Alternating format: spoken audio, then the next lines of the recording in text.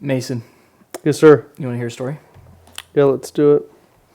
So this was several years ago when I was working for the general contractor originally. And we had this job at a sign company that is off of the I-17. And the building was built, they've been there for a very long time. It was early 1900s, I think, when part of it was built. Anyways, they've got this office area that they wanted renovated, and they had some printing machines in there, stuff like that. So part of the roof was kind of sagging in this one part. So we were going to go through, demo everything.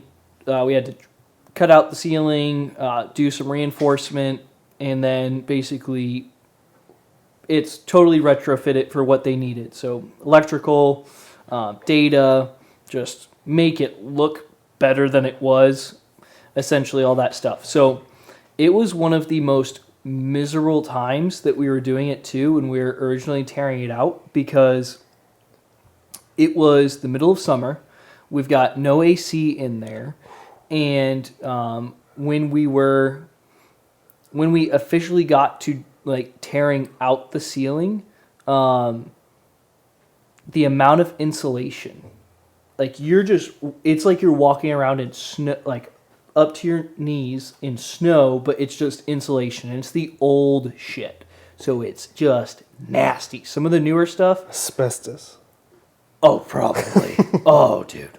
Like, the newer stuff isn't as aggressive on your lungs when you breathe it in. The older stuff, oh boy, you do not want to deal with that. So usually kind of like my rule of thumb is you can make it through a day with a dust mask, even if it gets dirty, kind of bang it out a little bit. At lunchtime, whatever, put it back on. You're good to go, no issues. But that, you're doing like 2 to 3 masks a day because you're just building up this coat on this dust mask of just insulation. Nasty. Anyways, when we were just starting the demo, we had to take down the light fixtures, which they've got the conduit running on the ceiling that are going to all the light fixtures. And I was working with my supervisor at the time. We're on opposite sides of the room, just doing our thing, pulling stuff apart. I'm unscrewing this conduit that is screwed into the joist above. It comes out, so now the conduit's loose. What we found out was, in that moment, that conduit was supporting the drywall ceiling. So a huge section of the ceiling just came falling down, and part of it was like 6 inches from my face. So I almost got taken out because as I'm dropping this conduit, that was supporting the ceiling. So thank God those people went through and redid that place, because give it a couple more years and it was coming down. Did it snow on you with the insulation? No, but it was, that was one of the worst ones just because it was so nasty.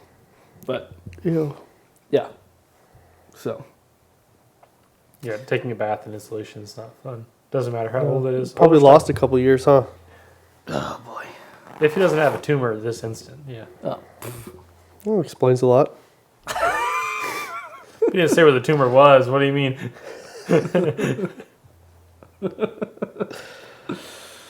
What have you guys been up to this last week? Went up north, Prescott, with the family. Took the kids in snow. Had some snowball fights. Found some places to go sledding. That was fun. Yeah, I got sick, too, on the way back home. You know, I left early so I wouldn't be late to our team meeting the next day. And started feeling weird on the ride home. Was not a good night. Didn't go to bed till 4. And today was my first day outside. Well, second day outside. It's good to know you told us that. Thank you. Yeah, Mm-hmm. just late in the afternoon. We've already shared a drink. You know? Well, you guys were also over at the house on Wednesday. This is true. That's We true. were there. Yeah. So We're exposed. We're done. yeah, you've already exposed. All right. Yeah. You're getting COVID again. I'm fine. Once again. Yeah. Joe's an immunicorn somehow. Oh, it's because he's vaccinated? No. Okay, we don't want to go into that. We can. We're whatever little audience we have, we're just going to let YouTube take away right now. So we'll just do this. Didn't get it. Didn't get it. Didn't get it. Didn't need it, apparently. Yeah. So does this dude has literally... Well, so does the entire United States of America, but... Didn't need it?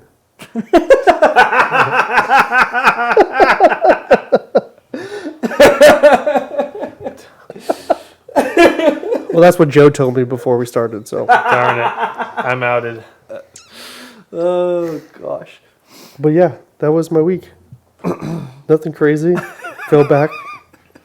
I love the transition. Yeah. Yeah, got a lot of makeup work to do because I really didn't do anything. So, Nice. yeah. We Joe? did show up to you playing basketball. Oh, I did. I was shooting hoops with a little guy. Yeah. Yep. We got a season coming up. Got to get him right. That he does not want to do. Is your son done with... is the other son done with cross country? I don't know. I don't know if it goes like through the whole year. I don't know if it's like high school. Because you said that... No, high school is only for like 3 months. Yeah, but I don't know if grade school's different. Oh, it's got to be different. Yeah, so Or, I don't know if the it... same. Like, they're not going to run grade school kids cross country all year. I have no idea. So I have no idea if it's done or not.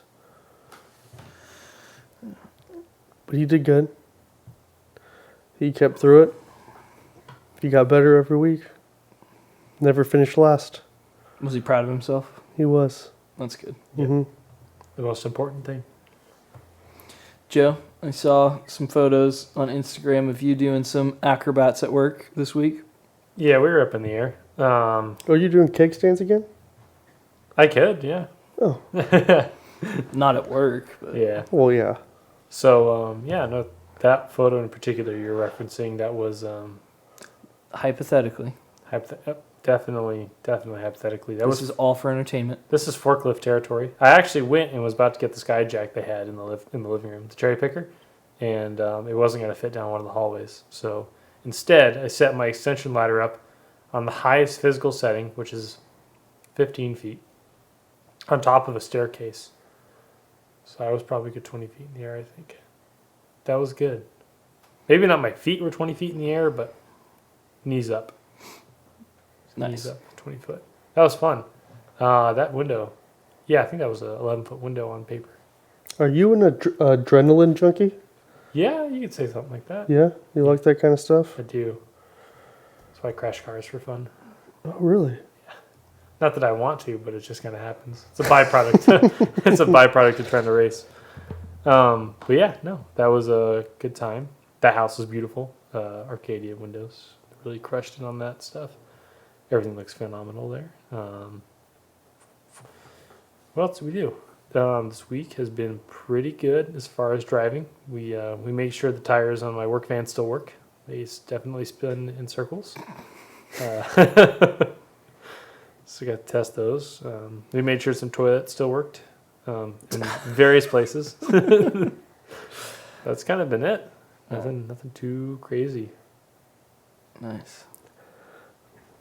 You're a bachelor. You're supposed to have some crazy stories. Yeah, did you did a low-key weekend for New Year's? Yeah. I drank a bottle of Jack and rum at home. Is that how you broke your foot? Huh? So No. Oh, That's yeah, we a forgot to good talk one. about that. Yeah. So, crazy thing. I wanted to make sure it was screwed into the ground properly. I think that was what I was really trying to do. Make sure it was seated into the ground properly. There's a frame for a window. Real narrow, real small. It's only an inch or so off the ground. We're walking around in our socks, trying to keep the floor clean, because cleaners were there the day before. So I'm doing my thing, walking around, laying the paper down, whatever else I got going on, and I'm like, hey, let's step right here. Lo and behold, there's that 1-inch piece of metal off the ground. Kicked my foot straight into it, and it bruised halfway up my foot, and it was just the one toe. Which toe? The one next to my large toe. Don't know the name. Not a doctor. Okay. Not going to pretend to be either. But I will say this. It hurt. I went and got it x-rayed, and they said it wasn't broken. The doctor who came back with the x-rays was like, I don't know how. I really don't understand, but somehow it is not broken. You have a bruise running halfway up your foot, and you don't have a single fracture even. So do me a favor and wear supportive shoes and take it easy for the next couple of days. Oh, nice. So yeah, coincidentally on a weekend, wasn't an Is excuse. it still bruised? Probably, yeah. You want to show the camera? You guys might smell it. Oh, before you yeah. guys see No, it. don't do that. And One of those. usually, we make people pay for that. So Yeah. Yeah. What's your? onlyfeet.com. Yeah. Yeah. I will sell the photos of my foot. Uh, One person actually got a photo of my foot and the X-ray for free. I won't say who. Your mom? No. Oh. She actually doesn't even know. She might just get mad at me for getting hurt again. So, little known fact about me. I got hurt so often on such a frequent basis when I was younger that my mom and my grandma started a pool on what bone I would break next. Because I broke in my arm in 4 places. I broke my ankles, I think 5 times. I really messed up my femur once. Jacked up my jaw once. I've done a lot. Wow. That's the opposite. I think I broke a pinky finger once. Yeah. There was a point in time where I think I was healed from one break and broke another bone within a week. And that was like 7th grade. Yeah. Mm-hmm. BMX. Yeah. When my wife was younger, she was swinging on a swing set and like jumped off and fell and broke her arm. And so they had to take her to the hospital or whatever. And initially the doctor said that like she broke her growth plate or something in her elbow or something like that. And so like her right arm wasn't going to grow anymore. So my wife was like, which obviously it didn't happen, but she was like, would you still have married me if I had a one T-Rex arm? I was like, sweetheart, I don't think I would have talked to you if you had a T-Rex arm. Like, I don't think we would have known who each other were. I love you. No, you would have no. known who she. Oh, yeah. Yeah. She would have known who you were. Oh, yeah. I was like, probably not. Yeah, I think my mom ran track in high school, and she broke her growth plate in her knee. And they were like, you can get this surgery, or you'll just never be able to run for the rest of your life.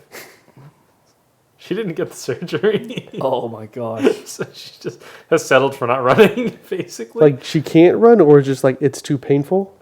It's like it'll probably break the knee, I think, because the growth plate is really supportive for lots of different kind of activities. So she doesn't have a short leg? No. Okay. Yeah. No. I'm pretty sure that was senior year. So yeah. She was done getting taller, and she's 5'11", so tall enough.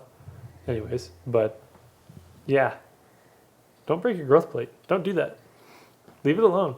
Hey Joe, if you want to keep that mic a little close to you, because I feel like we're losing some of that audio on you. Hello? Did you do anything special?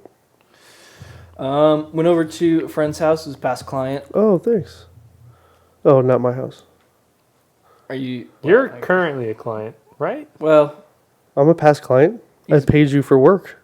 technically, he is a past client. Yeah, he is yeah. Yep. I thought you meant like a friend.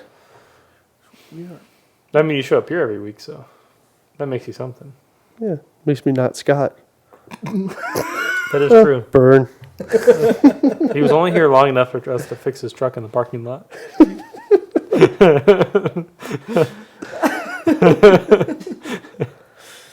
Yeah. Which we did fix because it ran after we were done. Yeah, that's true. Which I went over to a friend's house. They were just having a party and all that good stuff. So we were hanging out, and I'd say probably the highlight of my night was we were smoking cigars, and then I play chess, and not a lot of other people that I know play chess. So there's a couple of the guys there who said that they did. So we ended up playing a couple of games, and both games I was in not a great spot. The guy missed getting me in checkmate in one of them, ended up turning around both the games and beating them both. So I was like, all right, there we go. Were you excited that somebody played chess there? Yeah, well, the other thing too is like I got really into it in middle school, like not enough to be like, oh, I was something special, but out of the people I knew, like I could beat everyone in my like the family, friends, all that stuff. So like usually the people that I know, I could just beat. These guys were more of like a challenge. So like when you play online, they've got it ranked up, so you're playing people that are relatively equal skill. So this Gotcha. was in person, relatively equal skill. Super nerd status. Oh, yeah. Yeah. I was to say, because when we do like game nights with our friends, nobody ever wants to play dominoes. I can't ever get a group of people to play like Mexican Train or something. Really? It's very frustrating. Dominoes, you just knock them over, right? How's that work? No, that's See? where you got to have, like, you start with, what is it? There's actual games that you can play with dominoes that aren't just knocking them over as you set up some cool. Like 52 pickup? How's that? Yeah. You see the games that he likes. Yeah. Don't knock dominoes, you son of a bitch. I'm gonna knock them over all day. I do the same thing with Jenga. This is a pinata. All right, let's get into it.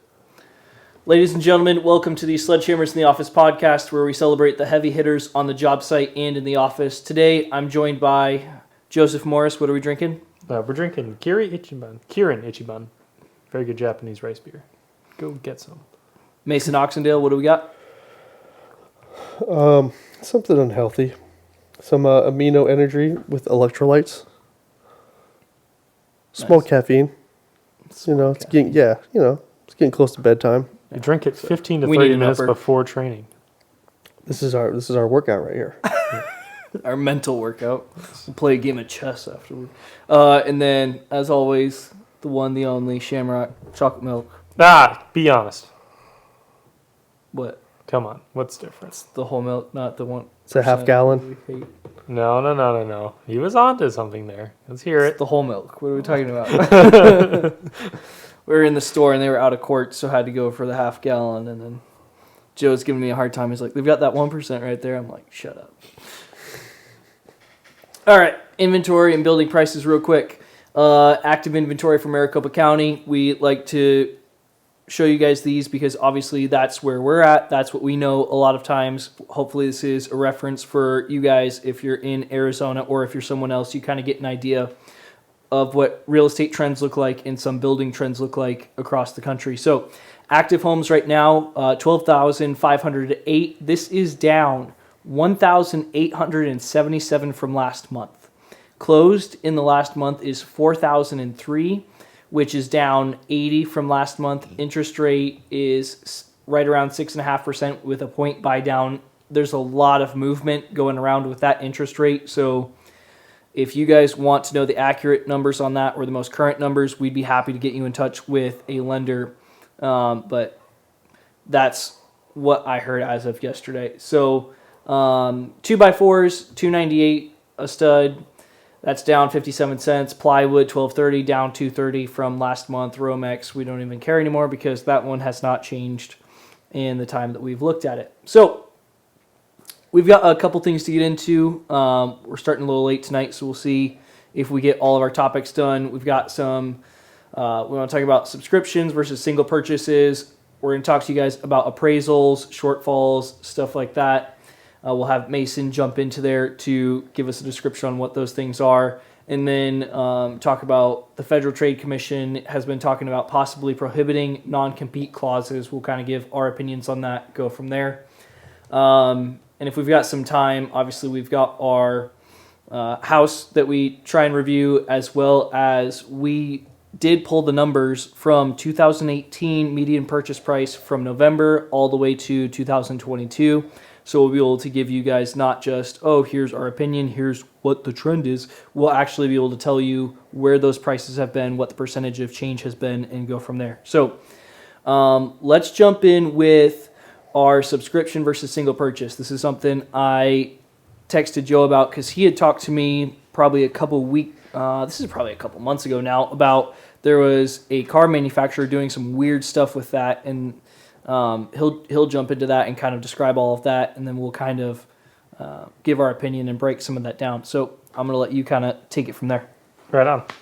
So this is a really deep dive. This is way deeper than I would have ever thought when you talk about subscriptions, because when I hear subscriptions, the only ones I subscribe to are for music and for TV, right? So Netflix and Spotify.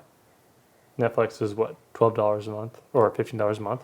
Spotify is about the same. $12 a month? That's how much you pay for it? I think so, something like I that. thought it was like $7.99. That was like originally, but now it's Yeah. like if you want to have like a couple screens, like it's gone up. Yeah. I know that they've taken it up, and part of that was they just axed all the competition. I use my mother-in-law still. Nice. Envy. Yeah, I don't have. I don't think she realizes that she pays for it every month. This is probably not the place to talk about that. Or maybe it is. I don't know. I don't think she really knows what YouTube is, so. Yeah, that's fair. Fair Yeah. enough. Fair enough. or Netflix apparently. No, she uses it. She has another account. All right, before we get off track, Joe, go Doesn't know ahead. she's paying for it. Yeah. So like I said, so I look at things like buying an album from an artist, right? And just for example, you look at something like someone as big as Drake, right? His CD's selling from $10 to $15.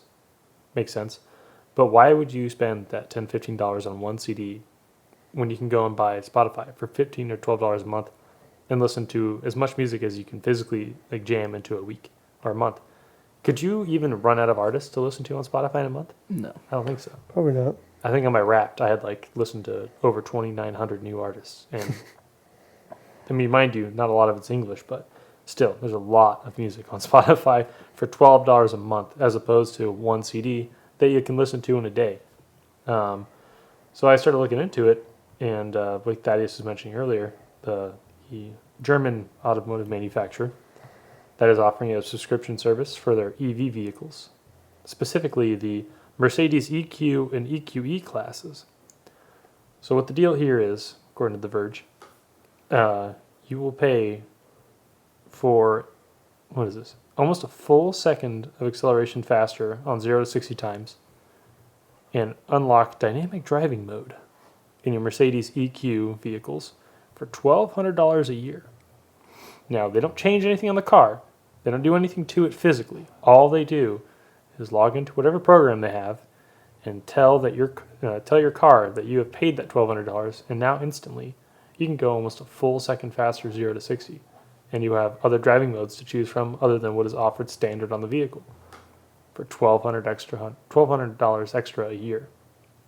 So that's probably one of the weirdest subscription services I had heard of up until I started doing more research on single purchases.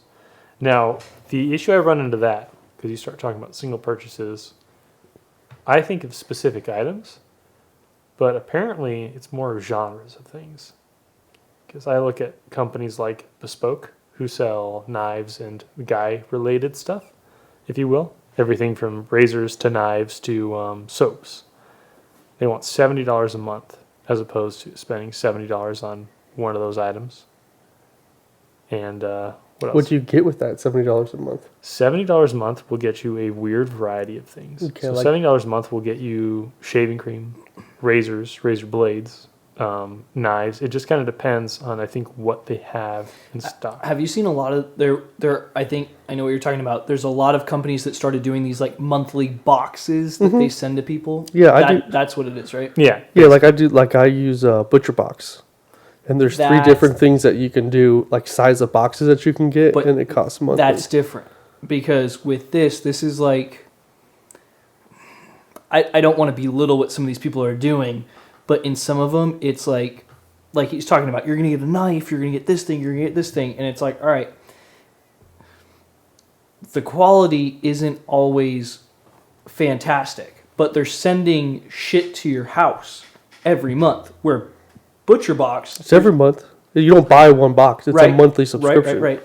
But you're buying food that you're going to eat every month. So, like, to me, there's a difference between you're going to send me little trinket shit every month and then, oh, I feel special because a package showed up, versus I need to buy groceries. This is a convenient way for me to order things. But how good does it feel when you go home and you got a package for you at the house? Which, in some ways, that's what they're selling. Yeah. So go ahead, keep It's like you guys are saying, it's partially an experience that a lot of these companies are selling.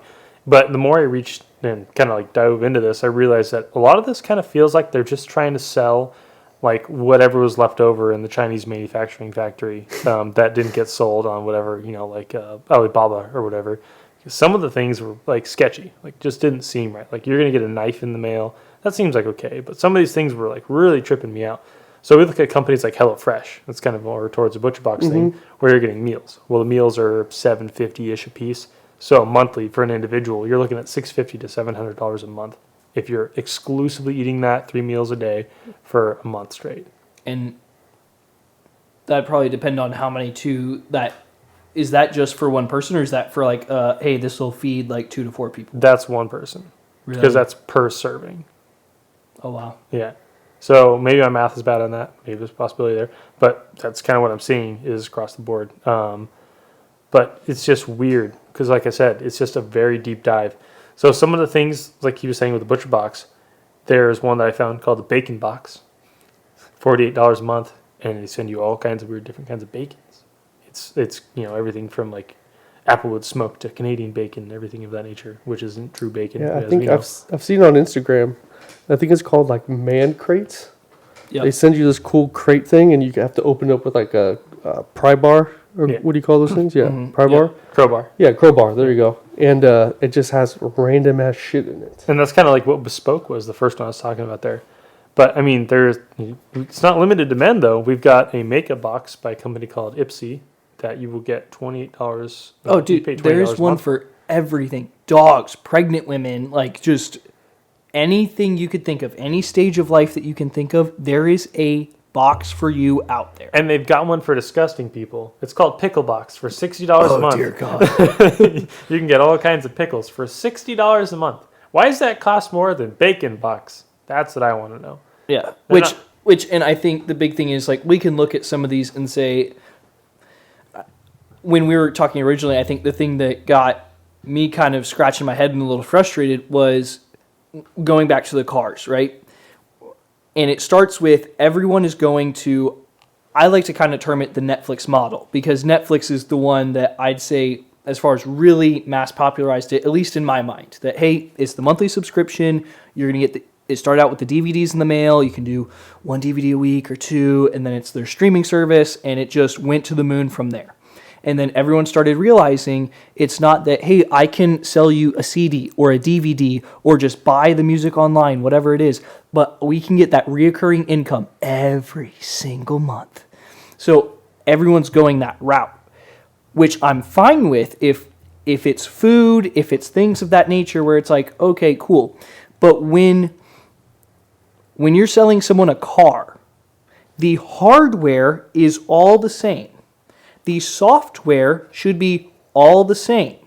Now, I understand as far as if you bought their upgraded software package that, hey, it took our engineers longer to work on this, so to get it downloaded into the car, it was more money, which that's an absurd idea as far as I'm concerned. Once you figure it the fuck out, you can just download it into any car from that point on.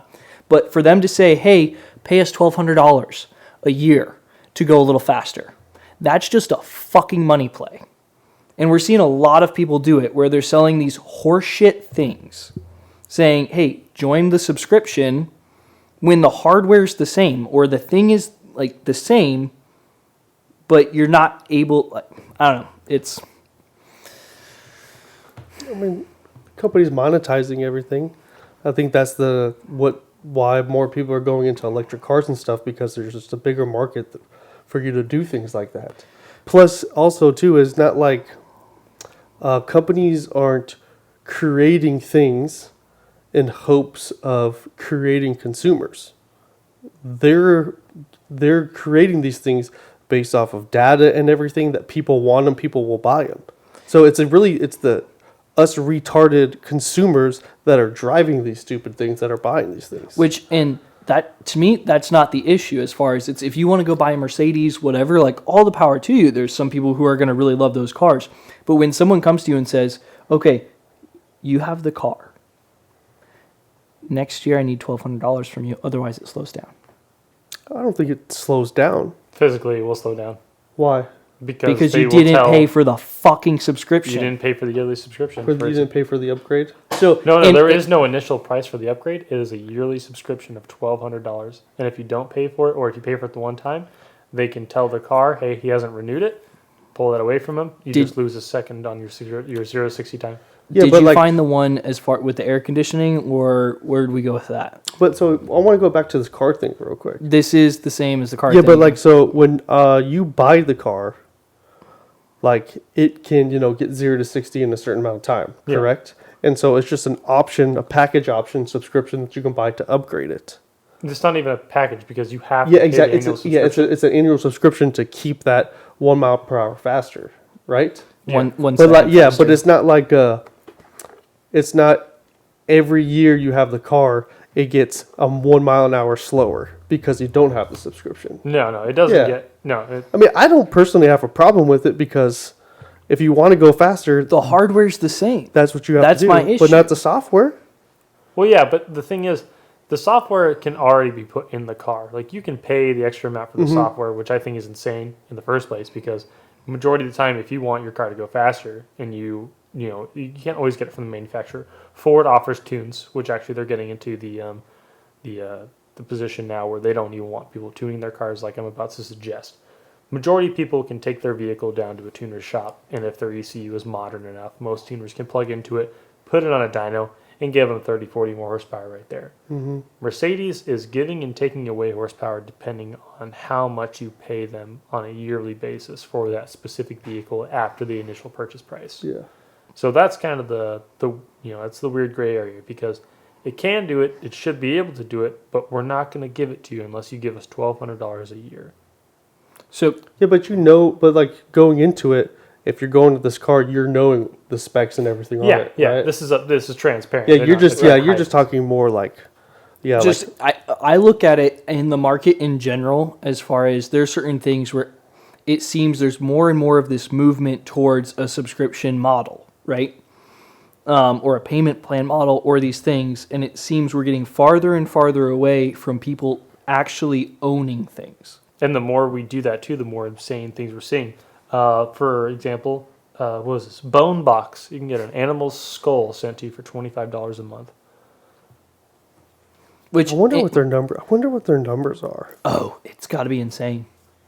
There's a workout program that I follow. It's programmed by a guy who's a champion like 5 times over in his sport. Mm-hmm. So, and it's $40 a month.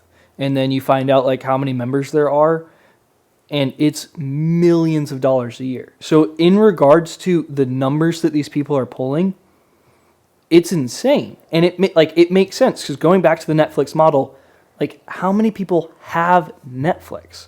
Mm-hmm. Almost everybody, unless they're stealing it from Their mother-in-law. right. Yeah. So, but like when you think about the amount of accounts that there are, it's a volume game, right? So instead of saying, "Hey, you've got to pay $2,000 to be able to get access to all these movies and all these TV shows," they're like, "We're going to do it monthly." It becomes this easy thing. Like it's the price of like a coffee a week, right? So they can stack the volume on the backside, but in some cases, I think my thing is more, and maybe it is geared towards the consumer, but I feel like I'm just not happy with a lot of these people putting it forward like this. That Well, let me put it into perspective he can understand. What's your fuel economy on your Corolla like? I don't have a Corolla. What do you drive? Nissan Altima, That's right. You have No, the not Altima. even. It's not even that. It's a Nissan Sentra. Oh, okay. Got it. whatever. All right. So you're boasting mileage, right? Let's hear that number real quick. Yeah, 30 miles per gallon. Imagine Nissan comes to you and says, "You're getting down to 24 unless you give us $2,000 a month or a year." Yeah, but I feel like that's not an accurate comparison because That's the same thing. I bought the car knowing that it gets 30 miles to the gallon. Okay, so then it would be someone coming to you and saying, "Hey, So that's it. Yeah, that's Like, the thing. you could go from so, 30 But to would you buy that 36. car with the expectation that it can do 30, but you can only achieve that if you give them a $2,000 $2,000 per year." yeah, exactly. Yeah, I would have factored that into my decision. So here's the thing, though, right? When you talk about the Mercedes EQ vehicles, there's a lot Yeah. of people out there who are trying to transition into electric cars. That's a big thing. Mm-hmm. Not that I agree with it because cobalt mining and slavery is a really bad thing, but I will say this. Shots fired. Yeah, I will say this. For a company that's trying to reach out and get into a brand new community of car ownership in the first place, they're really trying to capitalize on people's maybe even ignorance when it comes to the vehicle itself. And one of the big selling points to the electric vehicles is how fast they go, how quick they are. Yeah. Because you've got $40,000 Teslas that when you rip the interior out of are beating up Mustangs. Which I think, I don't know. I think part of it goes back to people are taking away ownership because more and more people are realizing the more stuff that you own that people want to utilize, the better position you're in. And in this case, it's like we can look at rents with property. And that for us is an easy one where it's like, hey, to say renting in a short term makes a lot of sense in regards to if you're trying to save money to be able to buy a house. But we strongly encourage a lot of people to buy a house, like, because we're going to we can look at the median purchase prices here in a second. And then we've been talking about before we got recording, like the appreciation, be able to have an asset, things like that. But when you're renting, obviously you don't get to keep any of that appreciation. You don't get to pay that off and have an asset at the end of the day.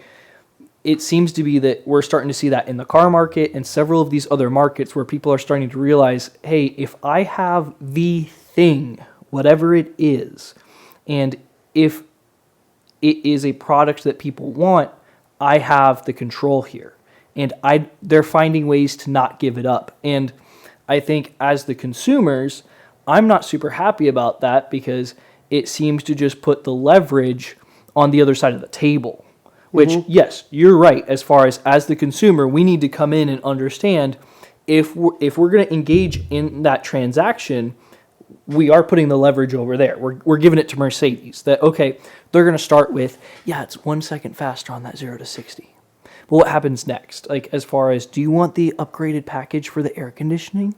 Do you want, like, you've got to lease thing after thing after thing to where at a certain point, you never own it. Like, so it can be on paper that you own it, but you don't. So here's a good, I don't know if it's input or how to describe it, but one thing I see a lot is when it comes to technology specifically, and I saw this early on before Netflix is kind of becoming big, but when you look at people's cell phones, pull out your cell phones. What do you guys got? Mine's recording. It's an iPhone. What iPhone is that? Is that a newer one? It's an 11. Okay, what do you got? It's just like the car Thaddeus was talking about. Hardware's the same, but they just changed the, what do you call it? The technology in it. Yeah. That's what iPhones do every year. But they give you guys the opportunity to probably upgrade the phones every year instead of paying $1,200 out of pocket. You have to upgrade the phone for however many dollars. So you never truly own your phones. Yep.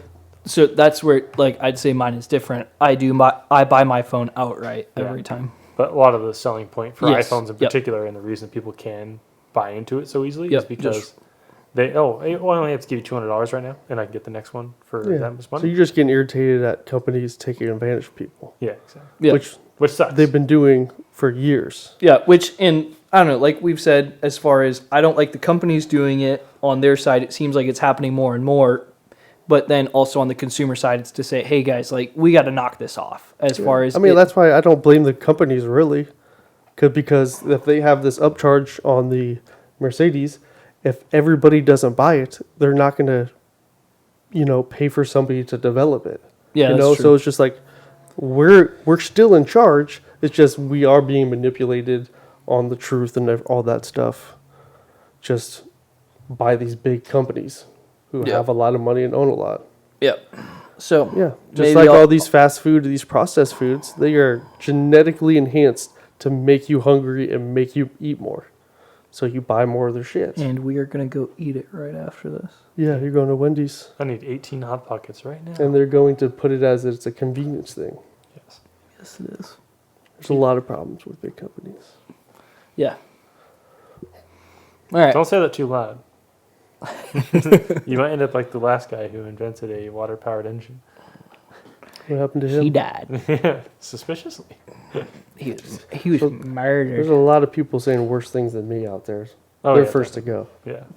Well, Alex Jones is being sued already for how many billions of dollars? I thought it was $1 billion. I thought that went through. Who? It did, yeah. Alex Jones? You don't know who that is? Don't know who Alex Jones Oh, is. Well, okay, that's a good All thing right. for you, I guess. Yeah.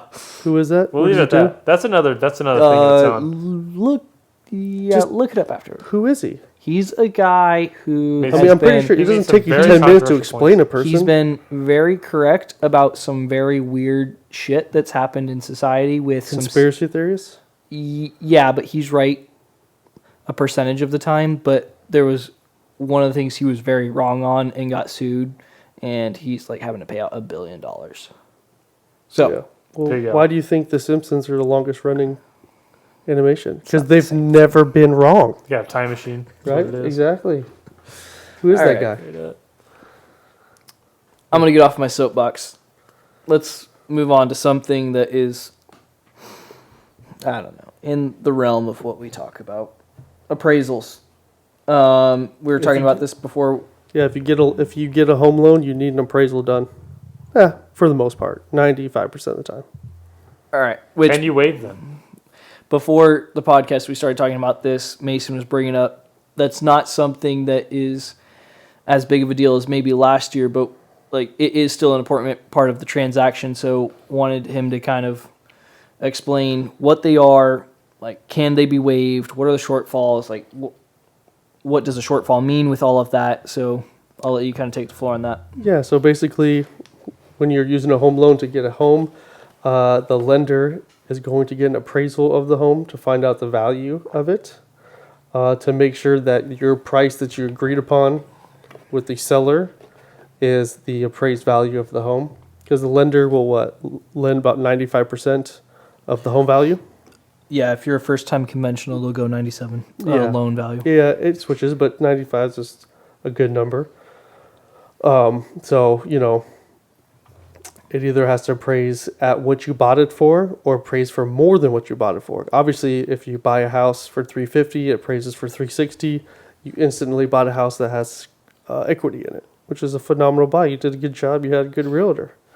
And shortfall with that he's talked about, that's a scenario where the appraised value does not meet the the agreed purchase price. So you're buying a house for $350, it comes and it's only appraises for $340. So now you're short 10 grand. Now, depending on how much money you're putting down, give or take, you're going to have to put an extra amount of money down in order to meet that number. So, 340, 350 to 310, $10,000. Usually, if you're doing 5% down, you're going to have to come a full $10,000 out of pocket on top of your already down payment, Well, plus which- your closing costs. Kind of slowing down on that real quickly. Usually people have kind of three options, right? As far as it's either when you come in, if it's $10,000 short of what a house appraises for, you can Oh, yeah, I just hadn't. Go ahead. negotiate as far as to say, hey, can we meet in the middle as far as can the buyers bring an extra $5,000 and they need to do that in cash to the table. And then the sellers will knock off $5,000 from the price. The buyers can pay for the whole 10, or the sellers can come down the whole 10. Which I guess the fourth option would be basically if none of those become acceptable, then there's a loan denial and it's canceled. Yeah, I don't believe it's called a loan denial, is it? Because you can get, Well, you'd get loan denied based on that amount. yeah, well, I mean, yeah, so because you have the appraisal contingency inside the purchase contract. So if you don't come to a meeting of the minds with negotiation, or you don't have the extra funds to come up with the shortfall, then you can, what is it, like 7 days, 5 days, 3 days? I don't remember. But within that certain time frame, you can actually cancel the contract and then get your earnest money out. So But- here's a question I have. Yeah. What if somebody says, I've got this much collateral put up, and they say, I've got a $20,000 truck. Here's the title. That is a lender question, and I don't think you can do that. Which I've actually got a story about. I was going to save that for next week, but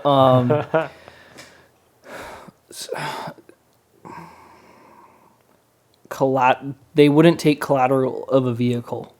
The lender's not going to.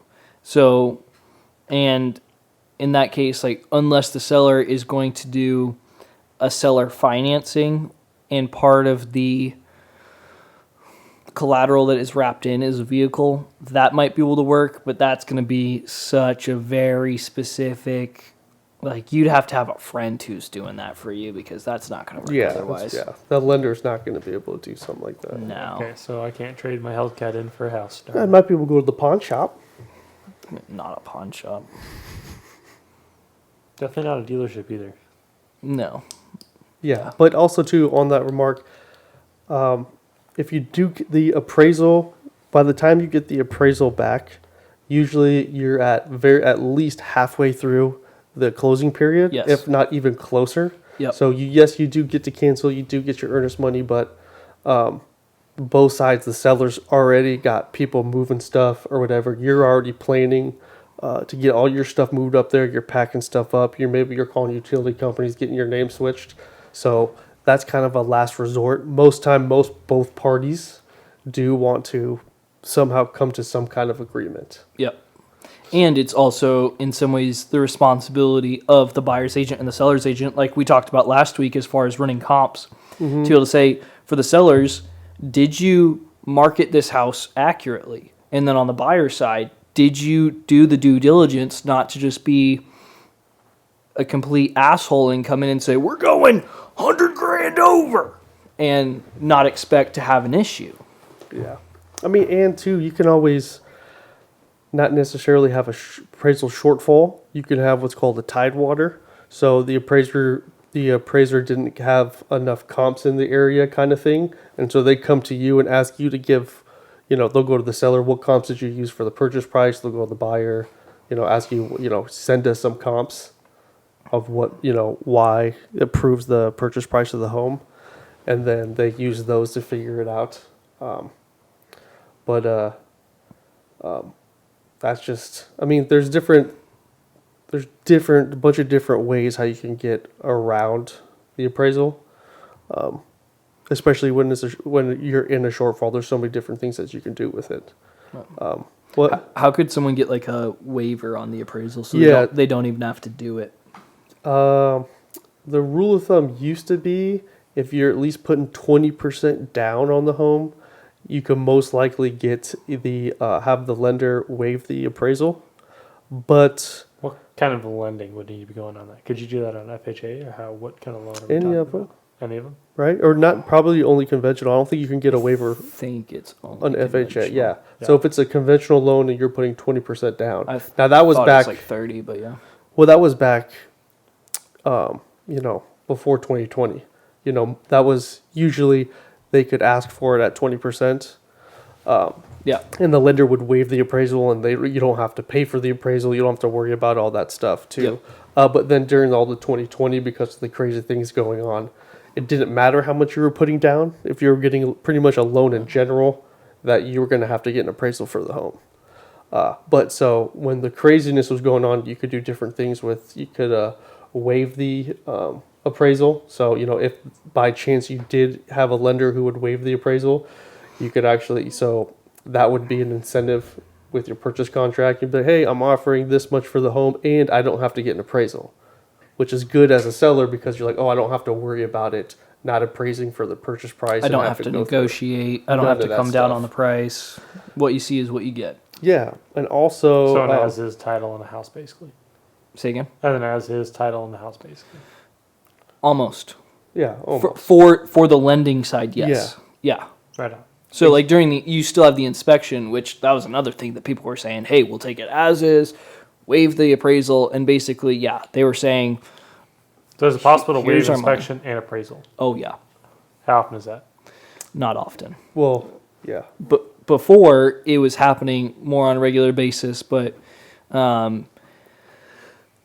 so for inspections, the reason why you would get We don't have to get into it. all right, I'll keep it brief. As far as usually you want to get an inspection because you can cancel on an inspection, even if there's a way to do it where you will tell them, we're not going to ask for a credit, but you still want to know if something's going on. And you can cancel appropriately, get your earnest money back. Because let's say you're going to buy a house and we do an inspection. The ridiculous analogy I give is, let's say we find out there's dynamite in the walls. We're not going to ask the seller, hey, we want a credit for you to fix it. We're just like, hey, we're walking away. So there's that level of protection. But for some people, like usually you can tell, like for some of the houses even we've gone over as far as, hey, some of the quality for what we can tell from the pictures seems like they did a good job. We don't expect to be encountering any issues. If they say new AC, new hot water heater, cool, those are going to be some big ticket items, new roof. Just waive the inspection. We've got the money, waive the appraisal, and basically you're looking at an almost as-is contract at that point. Yeah. Because in Arizona, Yeah, it pretty much anytime you buy a house, no matter what you're buying it as is. So that's why you need to have that inspection and go through make sure everything's good and go through the. On behalf of a smart buyer, you condone these things. Exactly. Oh yeah, yeah. You got to. Yeah. Yep. So what if the foundation's fucked? Yeah. Well, and it goes back to the story, like you had said. It was probably a month ago where the people had bought the house and there was the leaking in the house and they had no idea. There's stuff like that as far as they could have written it into their contract to say, we're not going to ask for any credits. We're not going to ask for you to repair something, but there's still, if there's an issue, we have the ability to cancel. So they'd be able to walk in and go, why does it smell like mold? And if they had an inspector there to go, this is mold. It's not just, it smells funny in here. They could have gotten them out. So, yeah. All right. We can go into more detail in the next podcast for you. Yeah. All right, we're at 50 minutes right now. So, we've got... Noise. Do we want to talk about the FTC thing? Do we want to do our house? Do we want to talk about the median purchase prices? What do we want to do? Let's skip out on the house. All right. You want to do FTC and then talk about the median purchase price, or do you want to just dive into that? Let's go. All right.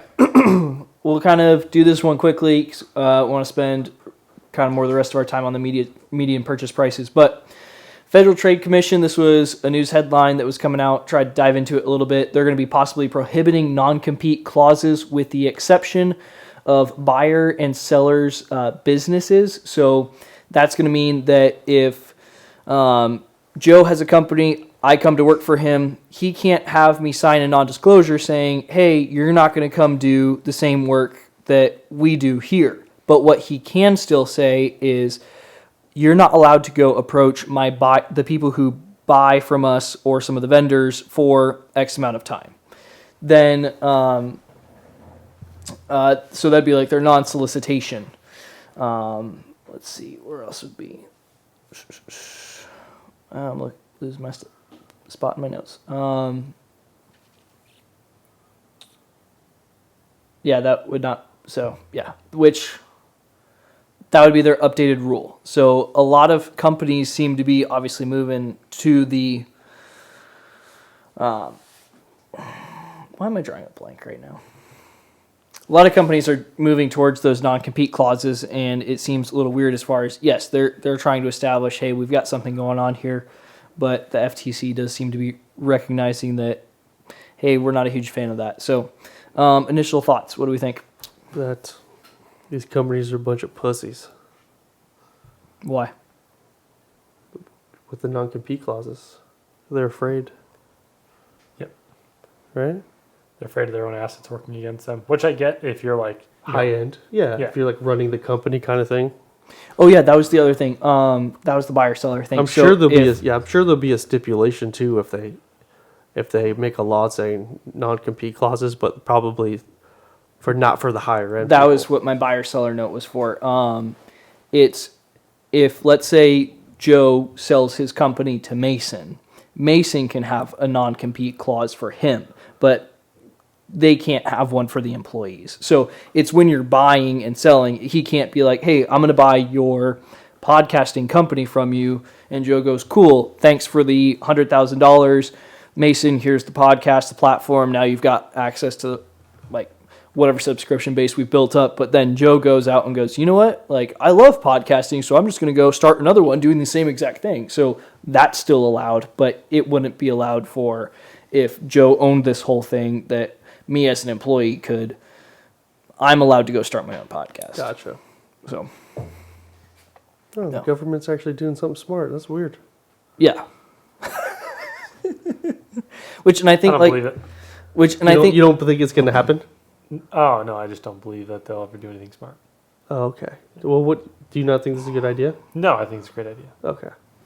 Which, and I think, like you guys said, I think this definitely does incentivize, or not incentivize, provides protection for people where it's like, hey, if you're highly proficient at your job inside a company and you see that you might be able to do something in that industry, it's providing a level of protection for them. And it also does make those companies step up to say, hey, if you see someone in your company who's very good at what they're doing, Let's incentivize them to stay. yes, we need to pay them because God forbid they go out there and they're going to be able to figure it out. We got one of those. And they ask a lot. It gets paid. Is that you? No. Oh, okay. Maybe? Probably not. Hopefully. I'd like to think so. Okay. The numbers don't add up, though. So I'm not going to assume. I'm trying to think of Office. No. Is that why you agreed to do the podcast? So the Sledgehammer and the office construction side, you're just too high up. You know too much that Yeah, I Thaddeus can has never to let pay him you? go. I've got to pay him any money we make, so it's a mess. he'll ask for more. He will, and I'm gonna have to just take a loan out. Yeah. The companies start losing money like the WNBA. Yeah. You said start losing money. That's not relevant to the WNBA. WNBA loses money every year. I know, that's what I mean. You said you start losing. They've always lost money. Yeah.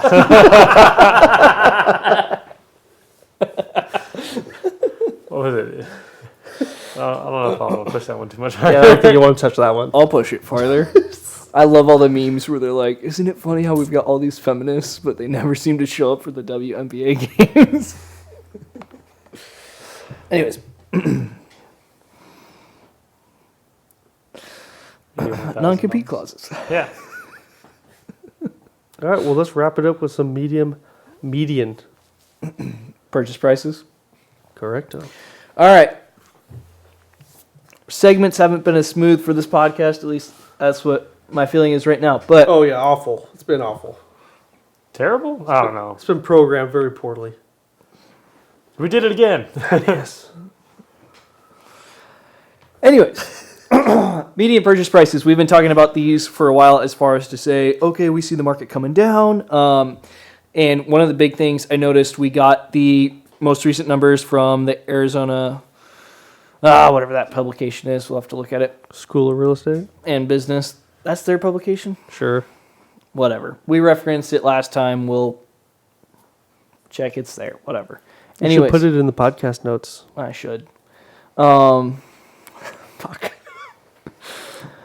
Anyways, we went back and looked at where the median purchase prices were, and we were able to find it from November of 2018 all the way to their most recent numbers that they've released right now are for November of 2022. So November, we saw a drop. So I think last we talked, it was $492,700 was the median purchase price that we were seeing, if I remember correctly. Well, November now sees us at $469,000 for the median purchase price. So a pretty significant slide. But when we look at this historically, we're going to run through quite a bit of numbers. So 2018, November, the median purchase price was $292,000. 2019, it was $315,000. So that was an 8% increase. Going from 2019 to 2020, we saw a 17% increase up to $369,000. So that's going to be $80,000 up from 2018. And then 2021, we saw a huge spike. I swear to God, I don't know what you guys are doing. I know you're typing. It's going to be something bad. Up 27% to $469,000 for the median purchase price, which is the same median purchase price that we have for November of 2022. So a 0% change year over year. You're looking at me like you did something dumb. I'm just looking forward to it. 500 messages, nice. You figured this out, dude. I found This chat. is an important segment of the podcast. I feel like you shouldn't get so distracted. All right. Kelly's hungry. I just thought it was going to be a really good night. We seem to be butchering it. But anyways. Having fun. Look at the percent changes. All right, real quick. 17%, 27%. We saw this peak out in May at 540. We're seeing this come back down. So obviously we've said, like, all right, this isn't. We were trying to pay attention to where they were in 2019. So now that we know 2019, we were sitting at a median purchase price of 315. What are your initial thoughts looking at these numbers right now? Yeah, I mean, not the biggest fan of median purchase prices, but I mean, I guess it does its job, but it's the percent, year after year change. So we were at 292 in 2009, is that 2019? 2018, 315, 2019. So you have the 8% from, right? Yep. From 18 to 19, Yep. and then you see the 20, the 21, you see the 17, 27% Yep. hike. Now that is super. I don't know if we've ever seen that big of a hike, have we? I don't believe so. Yeah, in the year after year. Even from 18 to 19, that's still like 8% and still like at a high percentage for the appreciation rate of a home. So like obviously the median purchase price for a home right now is significantly higher because of the crazy markups. So the numbers just show you that we aren't necessarily, what do you call it? The market for a home, the value of a home is really like going down, or we're going to go into a recession and all these homes are going to be, $200,000 less. Like we've said this 1,000 times, that the market's correcting itself. It's going to go back closer to the 8% average year after year. Okay, real quickly, just to play devil's advocate on Yeah. this. When would we say, at what point would we say we are trending in a very bad direction? Because we saw 540, now we're down to, we're going to say 470. So we've seen a $70,000 difference, and we're not even 12 months into this. Yeah, I'd say, if you see the prices getting back to the 2019 in the 315 range, that's when you want to start, worrying a little bit. I mean, because do quick math, 315, so 2019. So say it stayed at 8%. So that's an extra 25,000 times, 315. So you're at 340 for whatever you call it. Okay, 2020. You know what I'm saying? Like if you just gradually go up 8% every year, Yep. we're going to be closer to that 4.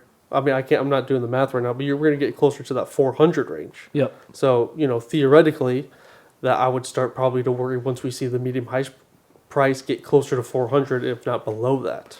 Okay, so, and then just to kind of push on this, as far as if we're saying right now on average 4,000 homes are closing in a 30-day window. And so I think from May to November, that's a 6-month period. We're seeing 24,000 homes that if someone bought around that time period, so wherever we fall into now, we've got 24,000 people that are now below what it was in that time period when they bought it. Mm-hmm. And the farther it goes down, we're going to keep stacking those numbers onto it. Mm-hmm. Does that influence anything that you say as far as concern? Because my only thing with this would be is I think we're going to hit a point where we level out. Yeah. The hard part is the Fed is still being aggressive with those rates. So it's not being helpful in any way. And there's been a lot of people who expect that once those rates come down, obviously the closed numbers are going to skyrocket, which would mean that the prices are going to start going up I again don't know as well. are they going to skyrocket? Like, how far are they going to bring down the interest rates? They're not bringing them back down to 2 or 3%, which started this fiasco. If they go down to like 4.5, Yeah, it's an if. I mean, it's gonna tick up. But how many people have we had in this very office say that's where they're going? I don't care what they say. Okay, all right, but Yeah. that's what I'm saying. As far as in I the do think- industry, we've got people who Yeah. are saying, "Guys, just wait. Second, third quarter of 2023. That's gonna be the time, right there. And when that happens, you're gonna have so many fucking buyers that money's gonna be coming out of your ears because all the part-time agents they got out." I think you're over exaggerating just a tad, but I mean, like, it is going to jump up, But it's just like it's ebbs and flows of a business, the real estate market, you know, because Right. it's going to go down for a little bit. A lot of people probably are going to refinance, like myself, that bought at a higher interest rate. you Right. know? Yeah. Yeah. So I mean, I told you just don't get scared over the short term things.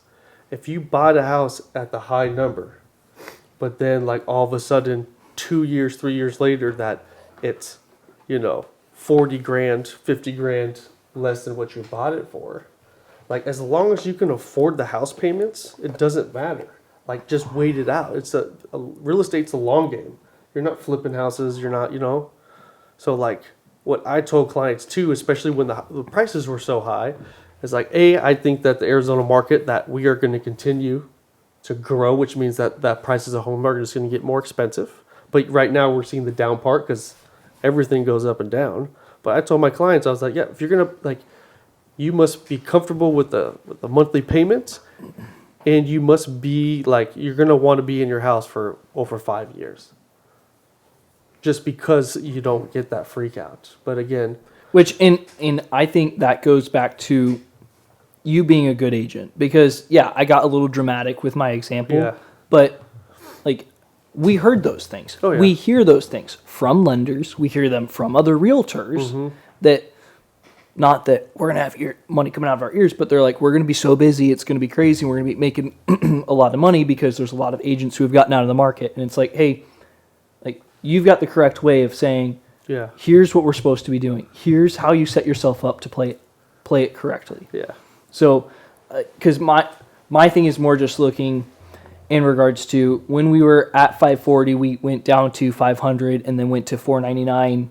It's like, cool. It seems that whatever that slide is kind of seemed to be leveling off, but now it's seeming to like we're still moving. yeah. So I don't think the floor is 315. No. I don't think the floor is 369. No, yeah, the floor. I think the floor is going to be. We're getting closer to it, Absolutely. but not a freak out floor. Like more as in the floor of like where we're going to probably settle a little bit, maybe start going back up, then back down, like we always do. Yeah. Which and a lot of people overbought too, like literally just to lock in a freaking 2.5% interest rate. They overbought so they had a lower interest rate. Yeah. Which And I will say this should be different than 2008 in regards to the qualification of the buyers who were purchasing houses. Oh yeah, So it's not that, okay, we've got... they're not giving it to anybody. Right. So they're not, like you said, can you afford it? Mm-hmm. It's not that they're stuck in these houses that they can't afford and the interest rate is going to go up. So, yes, I should step down from Armageddon. But at the same time, I think people too should realize that, hey, we've now got people who are in these houses that they're going to be stuck with for a while. Exactly. And it's not obviously Plus, everyone. 2008, it was the ARM loans that had the balloon payments that screwed everybody. Right. Yeah. So so you're gonna And- have the same. You're gonna have the same payment when you bought it at this price versus what it's worth. Yep. Joe, we kind of went on a rant for a minute. Thoughts? Houses are expensive. I'd like to see them get down in price. Interest rates coming down would be good. Are we doing both of those things simultaneously? It looks like it. We're doing one of them right now. Well, The yeah, prices. interest rates really are not coming down that much. Mm-hmm. But I'm happy to see that prices overall are starting to come down. That Where do you- 2020 to yeah. 2021 jump of $100,000 a house is insane to me. Looking at houses now where I want to live, where they sold for closer to 218 in 2018, and they're upwards of 300 plus now, is very discouraging from a buyer's perspective. Oh, dude, you're not like But that's sailed. yeah, I The know. thoughts of you buying an actual single family home for under 300,000. Well, and that's what he's talking Yeah, about. exactly. Yeah. You guys want a family? What? And a house at the same time? Yeah, that's not my expectation, personally. But I will say this. When I look at homes in places, and that's a little bit more remote too, maybe not somewhere as centralized as Phoenix or Scottsdale or even Tempe for that matter. Like I'm talking about like Cottonwood, Yeah. Well, yeah. Oxendale, Dodge, Jeep, and Chrysler, Cottonwood, Arizona. Yeah, let's go. Because we're looking up there. And I'm looking at houses that were, like I was saying, 200, maybe 215, 218. Oh yeah. But now they're upwards of like 350. It's like, Do you have a realtor? huh? Do you have a realtor? That handsome bastard right there will be. Not for Cottonwood, but Why not? it's outside of our county. You have a. I'll buy the gas. I can help you out with that, sir. Very good. Fuck off. But yeah. So I mean, that's just my personal situation where my goal is to have something with like 2 bedrooms. I'm not looking to raise a family in a house. So, No. yeah. Somebody wants to come put up with me in my cars, they're more than welcome. If the house needs to expand, if there needs to be more bedrooms, I'm also going to call him to add a bedroom. There you go. Yeah, exactly. We can figure out the permits and zoning later, but in the time being, we can lay down some concrete and put up a couple 2x4s. Yeah. Yeah. But with that being said, I'm glad the market's moving the way it is. I wish to move a little bit faster as far as getting cheaper. But being realistic and understanding that's not probably going to be the case, I'm willing to settle for a little bit with renting an apartment, unfortunately. And I know you've got this. I know I've got this. I've got a gentleman that I've been working with for a while that he's waiting for some of these prices to come down so he can get his monthly payment right. And I think the interest rates would help with that quite a bit. But we have people who are priced out of the market. So in some ways, there are people where it's like, hey, like it's coming down and that's great. And then on the other side, we've helped people buy in the last year where it's like, we don't necessarily want the market to come down because we're seeing their equity disappear when that happens. Yeah. So seeing people that bought in high lose equity because the market comes down. Right. So like I feel bad on either side of it, but it's one of those things where I feel like for the larger economy, we don't want to see the slide happen too much farther. So do you think Thad and his girl, what is this? I don't think you want to read that out loud. All right. Have a compassionate and caring relationship? Yes. Correct. Does your girlfriend listen to the podcast? No. She will after tonight. Why?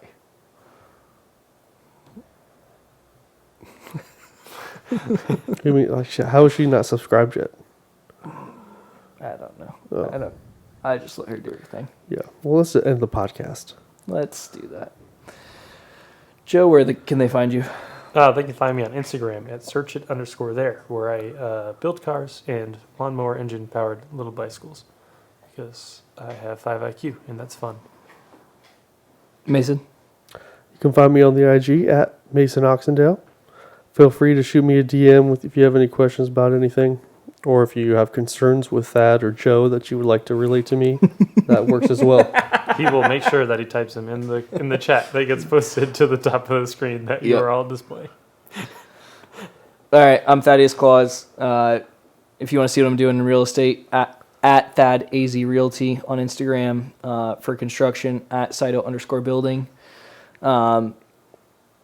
We're working on some stuff going into 2023. Obviously, we're ironing out some of our details for the podcast, trying to make it cleaner for you guys. So hopefully something that is valuable for you in regards to learning more about the construction and real estate industry. So we appreciate you guys listening. If you do enjoy it, please share it with a friend.